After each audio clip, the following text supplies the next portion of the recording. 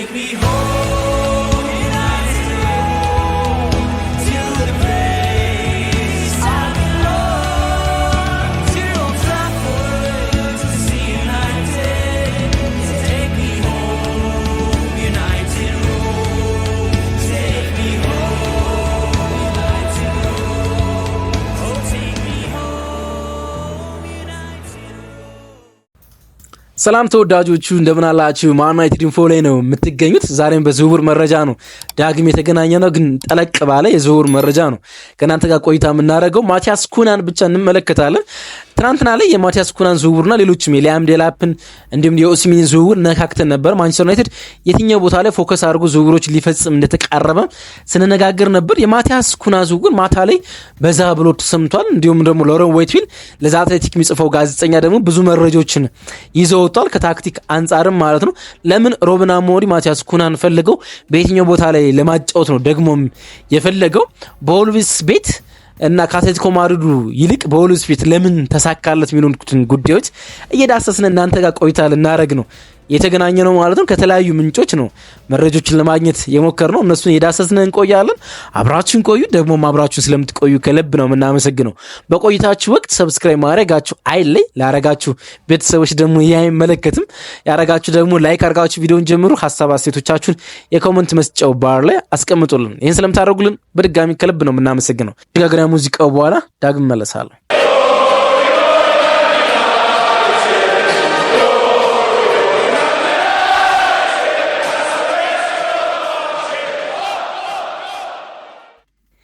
ትናንትና ሰርተንላችሁ በነበረው የዝውውር መረጃ ላይ ማንቸስተር ዩናይትድ በጣም በስፋት ወደ ዝውውር እየገባ የሚመስሉ የዝውውር መረጃዎች እየወጡ እንደሆነ ነግረናችሁ ነበር። ለወትሮም ቢሆን ማንቸስተር ዩናይትድ የዝውውር መስኮቶች ሲከፈቱም ወይም ደግሞ የዝውውር መስኮቶች ሲቃረቡ ከበርካታ ስሞች ጋር እንደሚያያዝ ይታወቃል። ይሄኛው ለየት የሚያደርገው አንድም የብዙ ክለቦች የዝውውር መረጃዎች ገና ሳይወጡ፣ ሁለተኛም ሴሌክት ከሆኑ ተጫዋቾች ጋር ማንቸስተር ዩናይትድ ስሙ በስፋት መያያዙ ነው። አንድ ቦታ ላይ 3 4 5 ስሞች ሳይሆን ከተመሳሳይና ደግሞ ከተመጠኑ ከሚመስል ስሞች ጋር መያያዙ ነው። ለምሳሌ አጥቂ ቦታ ላይ ኦሲሚኔና እንዲሁም ደግሞ ሊያም ዴላፕ የማንቸስተር ዩናይትድ ፍላጎት ይመስላሉ። ከሁለቱ ውጭ በብዛት እየተሰማ ያለ ዜና የለም። ከአጥቂ ጀርባ በሚጫወቱ ተጫዋቾች ደግሞ የማቲያስ ኩና ዝውውር በስፋት የተዘገበ የሚገኘው ነው። እንግዲህ የክሪስ ዌለር ለዴይሊ ሜል የሚጽፈው ነው መጀመሪያ መረጃውን ያወጣው። የማንቸስተር ዩናይትድ ሰዎችና ማቲያስ ኩና እንደተስማሙ ወይም ደግሞ ፖዚቲቭ ቶክ እንዳደረጉ ለመቀራረብ ወይም ደግሞ ለመግባባት በሚያስችል የመጀመሪያ ንግግር እንዳደረጉና እንዲሁም ጀንትልማን አግሪመንት የሚሉት የቃል ደረጃ ስምምነት ላይ እንደገቡ ተናገረ። ትናንትና ምሽት ደግሞ ሎረን ዋትዊል ለዛ አትሌቲክ የሚጽፈውና ለዛ አትሌቲክ የማንቸስተር ጉዳዮችን ብቻ የሚጽፈው ከዛ አትሌቲክ ጸሐፊዎች ውስጥ የማንቸስተር ጉዳዮችን አትኩሮ የሚጽፈውና ሎረን ዋትዊል ከጻፈ የማንቸስተር ጉዳዮች ኮረስፖንዳንት እንደመሆን የሚሰራው ጸሐፊ የፐርሰናል አግሪመንት ብቻ ሳይሆን ወይም ደግሞ ጀንትልማን አግሪመንት በቃል ብቻ መስማማት ብቻ ሲሆን በብዙ ጉዳዮች ላይ የማንቸስተር ሰዎች ከማቲያስ ኩና ጋር እንደተስማሙ የኮንትራት ርዝማኔ፣ ደሞዝ እንዲሁም ደግሞ ጥቅማጥቅምና ቦነስ ጉዳይ እንኳን ዲፕሊ እንደተነጋገሩበት ነው ማንሳት ይቻለ። ማንቸስተር ዩናይትድ የቀሩት ጉዳዮች ከፍቃድ ሰጧቸዋል ነው የሚለው እንግዲህ ሎረን ዋትዊል። የኩና ኤጀንቶች ለማንቸስተር ዩናይትድ ዝውውሩን እንዲያንቀሳቀሱ ፍቃድ ሰጥተዋል። ማንቸስተር ዩናይትድ የሚቀረው ጉዳይ ይላል ሎረን ዋትዊል፣ የሚቀረው ጉዳይ ከወልቭስ ጋር መነጋገር ነው። 62 ሚሊዮን ዩሮ የውል ማፍረሻውን የማቲያስ ኩና ወደ ዶላር ሲቀይረው ሎረን ዋትዊል ወደ 83.7 ሚሊዮን ዶላር አካባቢ ሪላይዝ ክሎሱ ነው ወይም ደግሞ የውል ማፍረሻው ነው። ማንቸስተር ዩናይትድ ይሄን ለማንቀሳቀስ ይፈልጋል፣ ግን የመጨረሻ አማራጩን ይሄኛው ማንቀሳቀስ ተብሏል። ወደ 65 ሚሊዮን ዩሮ ወይም ደግሞ ኦልሞስት ወደ 90 ሚሊዮን ዶላር አካባቢ በተጠጋ ገንዘብ በአሞርታይዜሽን ህግ ከወልቭስ ጋር ለመደራደር ነው እንግዲህ ማንቸስተር ዩናይትድ እያቀደ ነው የተባለ። ምን ለማለት መሰላችሁ? ጥቂት ለማብራራት ያህል የውል ማፍረሻውን የምትከፍሉ ከሆነ ቀጥታ ካሹን ነው የምትከፍሉት ለወልቭስ ማለት ቀጥታ ሙሉ በሙሉ ማለት ነው። ካሹን ወደ ባንክ ነው ሪዘርቭ የምታደርጉት ማለት ነው። በአሞርታይዜሽን ከሆነ ግን ለወልቭስ የምትከፍሉትን ክፍያ ከፍ ይደረግና በተለያዩ በ3 እና በ4 ዓመታት ውስጥ ክፍያው እንዲጠናቀቅ ማስቻል ማለት ነው። ቦነሶችን ጨምራችሁ ማለት ነው። ሪላይዝ ክሎዝ ከሆነ ቀጥታ ነው የሚከፈለው፣ ቦነስ የለውም። በአሞርታይዜሽን ህግ ከሆነ ግን ተደራድራችሁ 62 ሚሊዮን ዩሮ የውል ማፍረሻው ከሆነ እስከ 65 70 ድረስ ተጠግታችሁ በ3 ዓመታት ወይም በ4 ዓመታት ደግሞ ተጨማሪ ቦነሶችን አካታችሁ ለማስፈረም መሞከር ነውና አንዳንድ ክለቦች ይሄኛውን ተጨማሪ ገንዘቡን ይፈልጉታል። አንዳንድ ክለቦች ደግሞ ጥቂት የባላንስ ችግር ካለባቸው በተለይም የካሽ ፍሎ ችግር ካለባቸው ካሹን ይፈልጉታል። ወልቭስ በየትኛው መንገድ ይሄን ዲል ያደርጋል ይሄን ዝውውር ይፈልገዋል የሚለው በደንብ ሊጤን የሚገባው ጉዳይ ይመስላል። ግን ማንቸስተር ዩናይትድ የፋይናንሻል ሬጉሌሽኑን ማጤን ይፈልጋል። አንዳንድ ነገሮችን ይመለከታል። አንደኛው ቻምፒየንስ ሊግ መሳተፍና ለመሳተፉን ይመለከታል ከወልቭስ ጋር በጣም ቀጥተኛ ንግግር ከማድረጉ በፊት ማለት። ሁለተኛው ዝውውሮች የሚፈጸሙባቸው መንገዶች በተለይ ደግሞ ከማንቸስተር ዩናይትድ የሚወጡ ተጫዋቾች ስለሚወጡባቸው ጉዳዮች ላይ እና ስለሚገኘው ትርፎች በደንብ ማጤን ይፈልጋል ነው የተባለ። ማርከስ ራሽፎርድ አስቶን ቪሎች በ40 ሚሊዮን ዩሮ ማስቀረት ይፈልጋሉ። ግን ማርከስ ራሽፎርድ ሌሎችም ክለቦች ይፈልጋሉና የማርከስ ራሽፎርድ የሚገኝ ገንዘብ ጀደን ሳንቾ ቸልሲዎች ወደ 15 ሚሊዮን ዩሮ ይከፍላሉ አሁን። ምክንያቱም ጀደን ሳንቾን ማንቸስተር ዩናይትድ እና እንዲሁም ቸልሲ የተስማሙበት አንድ ጉዳይ አለ። ከ15ኛ ደረጃ ከፍ ብሎ ቸልሲ ካጠናቀቀ 15 ሚሊዮን ዩሮ ከፍሎ ጀደን ሳንቾን ማስቀረት እንዳለበት ግዴታ እንዳለበት ተነጋግሯል። ወይም ደግሞ 15 ሚሊዮን ዩሮ ተቀጥቶ ጀደን ሳንቾ መመለስ ይችላል። 5 ሚሊዮን ተቀጥቶ የሚመለሰው ከሆነ ጀደን ሳንቾ በ15 ሚሊዮን ዩሮ ማንቸስተር መሸጡ አይቀርም። ትንሽ ሂሳብ ነው። ስለዚህ 20 ሚሊዮን ዩሮ በላይ ትርፍ ማግኘት ይችላል ከዚህ ተጫዋች ማለት ነው። አንቶኒ ሌላው በሪያል ቤቲስ ይቆያል ተብሎ የሚታሰብ ተጫዋች ነው። እዛው ፒኤስቪ ቤት ደግሞ ታይለር ማሊያሲያ ሊቆይ ይችላል በጥቂት ገንዘቦች ማለት ነው። የእነዚህ ተጫዋቾችን ሽያጭ ማንቸስተር ዩናይትድ ማጤን ይፈልጋል ነው የተባለና ከነሱ የሚገኘውን ገንዘብ ቼክ ሊያደርግ ይችላል ነው እንግዲህ እያሉ የሚገኙት ሚዲያዎች። አንዳንዶች ገና የዝውውር ልክ ሜምፊስ ዲፓይ ላይ አድርጎት እንደሚያውቀው ወይም ደግሞ በሆነ ወቅት ዊልፍሪድ ዛሃን ከክሪስታል ፓላስ ሻምፒዮንሺፕ ተሳታፊ በነበሩበት ጊዜ ክሪስታል ፓላሶች ዊልፍሪድ ዛሃን ቀድሞ አሌክስ ፈርጉሰን እንዳስፈረሙት ወይም ደግሞ የውድድር ዓመቱ ሳይጠናቀቅ ሜምፊስ ዲፓይ እንዳስፈረሙ ገና የውድድር ዓመቱ ሳይጠናቀቅም ዝውውሩ ሊያልቅበት የሚችሉት ጉዳይ እንዳለ ይጠቀሳል። ባለፈው የሳምንቱ መጨረሻ ላይ ተመልክታችሁት ከሆነ በጣም ትሬድ ማርኮ የሆነውን ድሪብል አድርጎ ነበር ወደ ማንቸስተር ጫፍ ሲደርስ የቅጣት ምት የተገኘ የቅጣት ምት ደግሞ ሳሪያቢያ ወደ ጎል የቀየረው ማለት ነው። ከዛ ጎል መጠናቀቅ ወይም ደግሞ ከጨዋታው መጠናቀቅ በኋላ ወደ ታናል ሲገባ ከሮቢን አሞሪም ጋር እንደ ወዳጅ እያወሩ ነበር የገቡትና ለኢንሳይድ ወይም ደግሞ ስታዲየም ውስጥ የነበሩ ጋዜጠኞች ታናሉን አብሮ መሻገርና ጥሩ ምሽት አሳልፈዋል፣ ጥሩ ተጫውተዋል የሚባል የአሰልጣኝ ተጫዋች አድናቆት ብቻ ሳይሆን ሌሎችም ወሬዎችና ወዳጅነታቸውና ከዚህ በፊት በስልክ አውርተው የሚያውቁ የሚመስል አይነት ንግግር እያደረጉ እንደገቡ ነው እንግዲህ ማንሳት ይቻላል። እርግጥ ከጨዋታው አስቀድሞ ከዛ ከወልቭስ ጨዋታ አስቀድሞ ሮበን አሞሪም ስለ ወልቭስ ሲናገሩ ቪቶ ፔሬራ በጣም አስደናቂ ኢንዲቪጁዋል ፐርፎርማንስ ያላቸው ተጫዋቾች አሏቸው፣ አንደኛው ደግሞ ማቲያስ ነው በማለት እንደ ቅርብ ሰው በፈርስት ኔሙ ጠርተውት ተሰምተው ነበር። ሮበን አሞሪምና ሲያደንቁት የክሪስታል ፓላሶችን ተጫዋች ማቲያስ ኩናን በፈርስት ኔሙ ጠርተው ነበረ ያሞካሹት ይላሉ። እንግዲህ ኮንስፓሬንሲ እንዳይሆን ብዙም ተጨባጭ ነገር ብሏል፣ ግን ያለው ከግንኙነታቸው አንጻር ይሁን አይሁን ኮንስፓሬንሲ ይሆናል ማለት ነው። ኩና እንግዲህ ግንቦት ላይ 26 ዓመት ይሞላዋል ማለት ነው። ያ ደግሞ በእድሜው ላይ በፐርፎርማንስ ብቻ ሳይሆን በእድሜው ላይ ፒኩ ላይ እንዳለ የሚያስገነዝበን ይመስለኛል።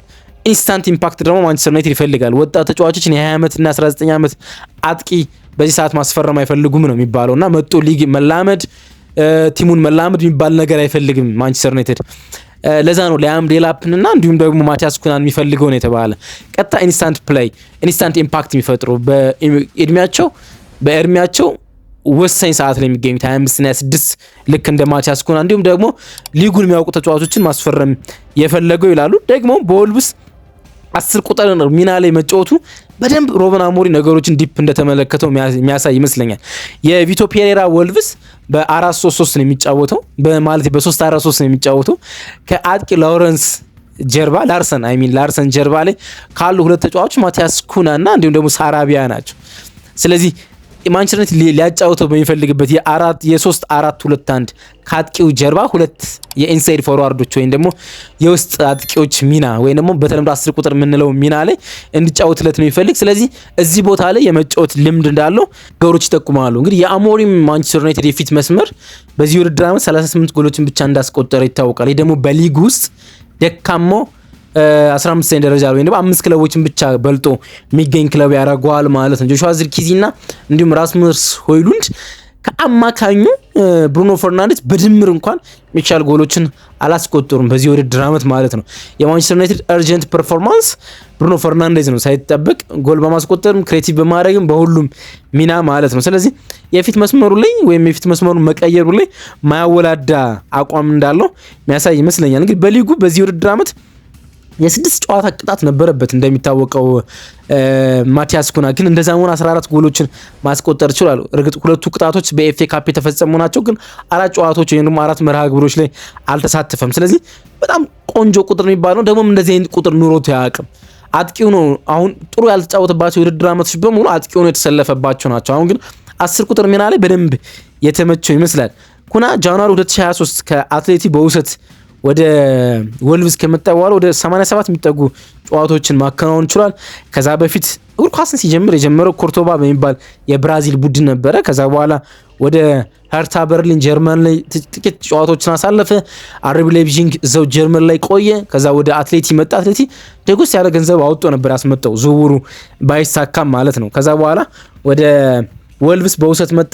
ግን በተለይ ቪቶ ፔሬራ ከቪቶ ፔሬራም በፊት በጣም ጥሩ መሆን ጀምሮ ነበር በዚህ ውድድር ዓመት መጀመሪያ ላይ ማለት ነው። ለምንድን ነው ግን በጣም አጥብቆ የፈለጉት የሚለው ከፎርሜሽን ቤዝድ አንጻር ብቻ ሳይሆን ከታክቲካል አንጻር መመልከት በጣም አስፈላጊ ነገር ይመስለኛል። እንግዲህ በወልቭስ በኩል ውስጥ በዚህ ውድድር ዓመት ጥሩ ሆነ የምንለው ከአጥቁ ጀርባ ሌፍት ሳይድ ነምበር 10 ሆኖ ነው ወይም ወደ ግራ ያዘነበለ 10 ቁጥር ሆኖ ነው እየተጫወተ የሚገኘው ማለት ነውና ያ ቦታ በጣም ምቾት እንደተሰጠው የሚያሳይ ይመስለኛል። ወደ ግራ አዘን ብሎ የሚጫወተው የማንቸስተር ዩናይትድ ተጫዋች ደግሞ በዚህ ውድድር በብዙ ጨዋታዎች ብሩኖ ፈርናንዴዝ ነው። አላንድሮ ጋርናቾን በዛ ሚና ውስጥ ሲጫወት ተመልክተናል። ወደ ቀኝ አዘን ብሎ የተጫወቱ በብዙ ጨዋታዎች እስኪጎዳ ድረስ አማድ ነበረ። አማድ በቀኝ ሲጫወት፣ በግራ በኩል ደግሞ የነበረው ብሩኖ ነው። ግን ድሪብለር ተጫዋች ይፈልጋልና ቡድኑ ማቲያስ ኩና ደግሞ በዚህ ላይ ብዙ ጨዋታዎች እንዳደረገ ያሳያል። ደግሞ በጣም ክሎዝ ኮንትሮል አለው ኳሱን በእግሩ ላይ መያዝ። እንግዲህ 66 ጫማ አካባቢ ነው የቁመት ርዝማኑ። ቁመቱ አጠር ማለቱን ጠቅሞት ሊሆን ይችላል፣ የብራዚል ስኪልም አዳብሮም ሊሆን ይችላል። ክሎዝ ኮንትሮል በደንብ አለውና ረጅም ሜዳ ላይ ረጅም የሜዳው ክፍል ላይ ኳሱን የገፋ ማሻገር ይችላል። ደግሞ ከአማካኞች የሚቀበለውን ኳስ ወደ ፋይናል ሰርድ ለማሻገር ሁነኛ ሰው ሆኖ ይገኛል ማለት በድሪብለሮች ማለት። አሁን ለምሳሌ አላንድሮ ጋርናቾ በጣም አግሬሲቭ ድሪብለር ነው። ለተቃራኒ ቡድን በጣም አስፈሪው ተጫዋች ነው። ፈጣን ነው ምናምን። እሱ እርግጥ ነው በተለይ ፋይናል ሰርድ ያለውን የኳስ አጨራረስ እንዲሁም ደግሞ የፋይናል ሰርድ ያለውን አጠቃቀም ቢያስተካክል አላንድሮ ጋርናቾ እሙንም ነው በጣም አስፈሪ ተጫዋች ነው። ግን ደግሞ ክሎዝ ኮንትሮል የለውም። ኳሱን ሲገፋው የሚባክንበት አጋጣሚ ብዙ ነው። በደንብ ተጫዋቾች ታክል አድርገው ኳሱን የሚቀሙበት መንገድ ብዙ ነው። ክሎዝ ኮንትሮል ያላቸው ተጫዋቾች ኳሱን ሲገፉት ኳሱን ተቃራኒ ቡድኖችን መቀማት ባይችሉ እንኳን ማለፍ ባይችሉ እንኳን ኳሱ እግራቸው ስላለ ለፓስ ቅርብ ይሆናሉ ማለት ነው። 118 የሚጠጋ ቴክን ወይም ደግሞ ተጫዋቾችን ለማለፍ በዚህ ውድድር ዓመት ሞክሯል። ይሄ ደግሞ በወልቭስ ተጫዋቾች ውስጥ ከፍተኛው ድርሻን ይወስዳል ማለት በወልቭስ እንግዲህ ፖደንስ አለው ወይም ደግሞ ሳራቢያ ያልትሉ ትችላላችሁ ወይም ሌሎች ድሪብለሮች አሉ፣ ግን ከፍተኛውን ድሪብለር የሚወስደው እሱ ነው ማለት። ስለዚህ በጣም ተመራጭ ያረጋዋል ማለት ነው። በጣም ሲበዛ ቨርሳታይል ነው፣ ክሬቲቭ ነው። ቨርሳታይል ስን ሁለገብ ተጫዋች ነው። ሰው ሲጠፋ በቀኝና በግራ 10 ቁጥር ተጫውታላችሁ፣ የአጥቂ ቦታ ተጫውታላችሁ። ክሬቲቭ ነው፣ የፈጠራ ኢንጂን ነው። በዚህ ውድድር ዓመት ከወልቭስ ከየትኛውም ተጫዋች በተሻለ ከኦፕን ፕሌይ ወይም ደግሞ ከክፍት ጨዋታ የጎል ዕድል የፈጠረው ተጫዋች ነው። ኮርናን ክሮስን ሳንጨምር ከክፍት ጨዋታ ብዙ የጎል ዕድሎችን የፈጠረው እሱ ነው። ደግሞ ኤክስፔክትድ አሲስት የሚባለው ደግሞ ኤክስኤ የሚባለው አለ አይደል? በዛ ቁጥርም ከወልቭስ ሙሉ ስኳድ ውስጥ የተሻለው ተጫዋች ማቲያስ ኩና ሆኖ ይገኛል ማለት ያን ያህል ድርሻ አለው። ደግሞም ጎል አስቆጣሪ ነው ለተባባለው ማለት ነው። ቦል ኬሪንጉን እያነሳውላችሁ ነው የምገኘው። ለምሳሌ የተጫወተባቸውን ፖዚሽኖች ስንመለከት ከአጥቂ ይልቅ ወደ ኋላ ተስፎ መጫወት እንደሚያዘነብርና ለሊንክ አፕ ከአማካኞች ጋር በጣም አስፈላጊ ተጫዋች እንደሆነ ያሳያል። ለምሳሌ ሌፍት አታኪንግ ሚድፊልደር ሆኖ ወይንም ከአጥቂ ጀርባ ሆኖ 64% ጨዋታዎችን አድርጓል። አታኪንግ ሚድፊልደር ሆኖ ግን በቀኝ አታኪንግ ሚድፊልደር ሆኖ እንደ መሃል ብሩኖ አሁን እንደሚጫወትበት ወይም ደግሞ ከሁለቱ አማካኞች ጎኑ ነው ሳይዱ ነው መጫወት 11% ብቻ ነው የተጫወተው። ሴንተር ፎርዋርድ ነው አጥቂ ሆኖ ግን 4% ብቻ ነው የተጫወተው። ወደ ቀኝ ዝም ብሎ የተጫወተባቸው ጨዋታዎች 9% ብቻ ናቸው። አማካኝ ደግሞ ወደ ቀኝ ያዘነበለ አማካኝ ሆኖ የተጫወተውን ደግሞ በ4% ብቻ ነው። ስለዚህ ከፍተኛውን ድርሻ የወሰደው ሌፍት አታኪንግ ሚድፊልደር ሆኖ ነው ወይም ደግሞ የግራ የማጥቃት ባህሪ ያለው ሆኖ ተጫዋች ሆኖ ነው ጊዜውን ያሳለፈ ማለት። ዝውውሩ ለማንቸስተር ዩናይትድ በጣም የቀረበ ይመስላል በብዙ መንገድ ማለት 2254 ደቂቃዎችን ነው ለወልቭስ ዘንድሮ መከናወን ይቻላል። እነዚህን ቁጥሮች ደግሞ እናሳያለን ማለት አንዳንድ ለማንቸስተር ኢንሳይድ የሆኑ ግን ደግሞ ከትልልቅ ሜዲያዎች ያልሰማናቸው ምንጮች ምን ይላሉ መስላችሁ? የማንቸስተር ዩናይትድ እና የወልቭስ ጨዋታ ከተጠናቀቀ በኋላ የጨዋታውን ለመመልከት የማቲያስ ኩና ቤተሰቦች ኦልድ ትራፎርድ ተገኝተው ነበርና ከጨዋታው መጠናቀቅ በኋላ ቲምቶክ ሮብን አሞሪ እያከናወነ ካርሎስ ፈርናንዴዝ የሮብን አሞሪ ምክትል አሰልጣኝ ከሩማቸው ወይም ከክፍላቸው ወጥቶ የማቲያስ ኩናን ቤተሰቦች በተለይ ደግሞ ወንድሙንና አባቱን እንዳገኙት ጽፏል። እርግጥ እንዳልኳችሁ ከትልቅ ሚዲያ ወይም ከታማኝ አይደለም፣ ለማንቸስተር ኢንሳይደሮች የጻፉት ወይንም ቅርብ የሆኑ ታብሎዶች የጻፉት መረጃዎች ናቸው።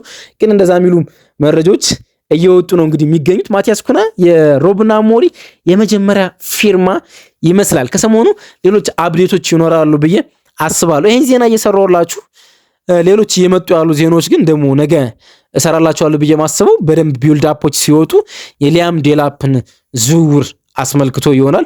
ከሊያም ዴላፕና ከኦሲሜኒ ማንቸስተር ዩናይትድ ማንን ሊያስቀድም ይችላል፣ ምን አይነት መልክ አለው ዝውውር የሚለውን ደግሞ ማስቀኛችሁ ይሆናል ማለት ነው።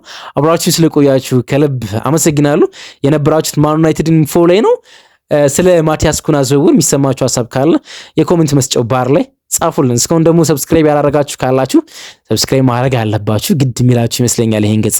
መልካም ቀን።